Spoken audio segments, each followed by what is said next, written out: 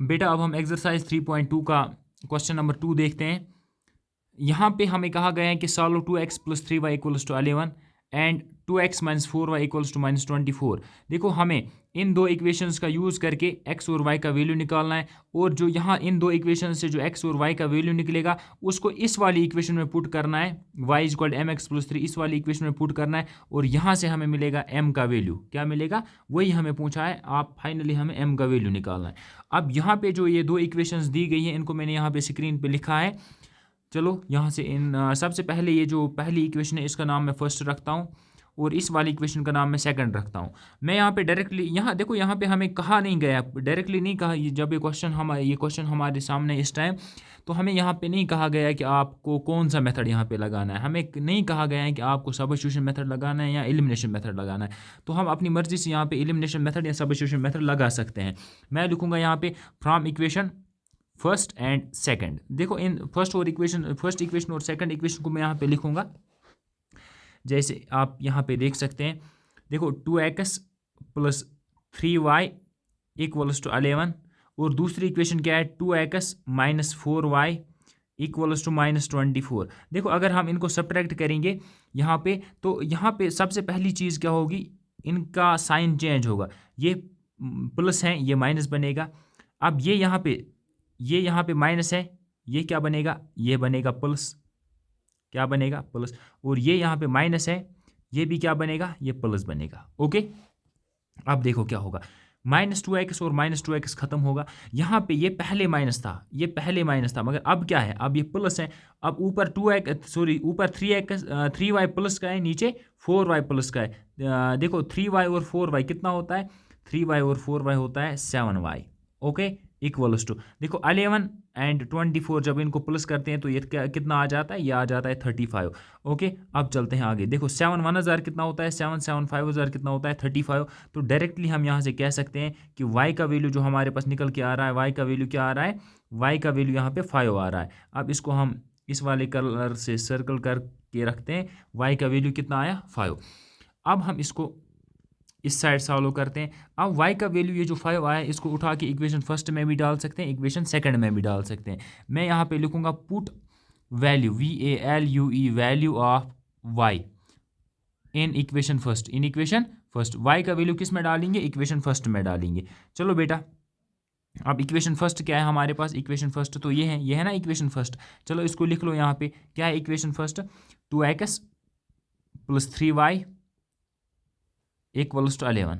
Okay, 2x के बदले में 2x रहेगा, प्लस 3y के बदले 3 के बदले में 3 रहेगा, और y के बदले में मुझे क्या लिखना है, y के बदले में मुझे ये 5 लिखना है, y के बदले में 5। आप कहोगे सर ये, आप लोग कहीं आप बच्चे कहोगे कि सर देखो इस y के बदले में मैं 5 लिखूंगा। आप कहोगे सर ये इनटू आपने कहाँ से लाया। देखो बेटा यहाँ पे 3 और y के बीच में कुछ नहीं था। जब बीच में कुछ ना हो, देखो जब नंबर और ये अल्फ़ाबेट के बीच में कुछ ना हो तो इसका मतलब देखो ये कोफिशिएंट है और ये वेरिएबल है। कोफिशिएंट और वेरिएबल के बीच में एक्चुअली क्या होता है, मल्टीप्लाई का साइन होता है। ओके, वही मैंने वो मल्टीप्लाई का साइन मैंने यहाँ पे रखा, और ये y के बदले में यहाँ पे क्या, y का वैल्यू यहाँ पे क्या था 5, वो मैंने लिख दिया। ओके, अब चलते हैं आगे। देखो इक्वल्स किसके बराबर, 11 के बराबर। अब देखो 2x के बदले में 2x आएगा, प्लस 3 5 कितना होता है 15 होता है, इक्वल्स टू 11। ओके, उम्मीद है कि समझ आ गया होगा। 2x के बदले में 2x रहेगा, ये यहाँ पे देखो बेटा ये यहाँ पे +15 है, जब उस साइड जाएगा ये क्या बनेगा, -15 बनेगा ना, -15। तो यहाँ पे रहेगा 11 के बदले में 11 रहेगा, ये यहाँ पे +15 है, इधर आके ये -15 बनेगा। अब देखो बेटा 2x के बदले में 2x रहेगा, इक्वल टू के बदले में इक्वल टू 11 में से 15 निकालते, देखो 11 में से 15 नहीं निकलते। यहाँ पे इस सिचुएशन को सॉल्व करने के लिए मैंने आपको पिछले वीडियोस में भी सिंपल ट्रिक बताई है।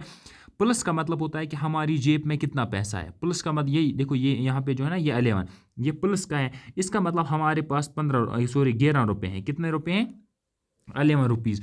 और माइनस का मतलब होता है कि हम पे कर्जा कितना है, हम पे कर्जा कितना है इस टाइम 15 रुपये।